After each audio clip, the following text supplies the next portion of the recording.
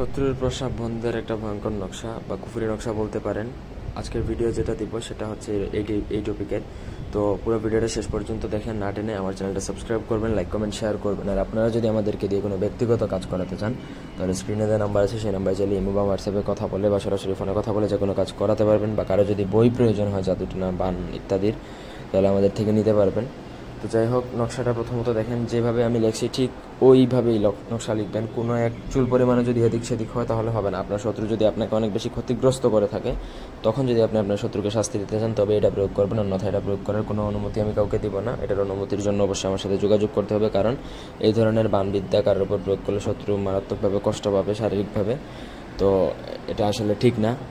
আমার যদি মনে হয় যে না, হ্যাঁ অনুমতি দেওয়া উচিত, তাহলে অনুমতি দেবো। ভিডিওটা দিলাম, আগে ভিডিওটা বুঝুন, তারপর যদি প্রয়োজন হয় আমার সাথে যোগাযোগ করে নেবেন। নকশাটা আপনাকে লিখতে হবে হচ্ছে ভোজপত্রের মধ্যে আপনাকে লিখতে হবে জাফরান কালি দ্বারা। অন্য কোনোভাবে নকশাটা লেখার কোনো নিয়ম নেই, এটা শুধু শনি আর মঙ্গলবার দিনে প্রয়োগ করা যায়।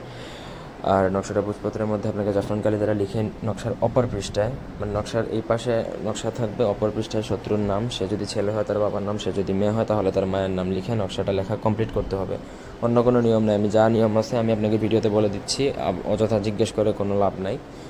তো যাই হোক, নকশাটা আপনার যখন লেখা শেষ হয়ে যাবে তারপর আপনি সেই নকশাটা প্রয়োগের জন্য মানে রেডি হয়ে যাবে। তারপর শনিবার মঙ্গলবার দিনে নকশাটা লিখে আপনার নিজের কাছে রাখতে পারবেন, সমস্যা নাই।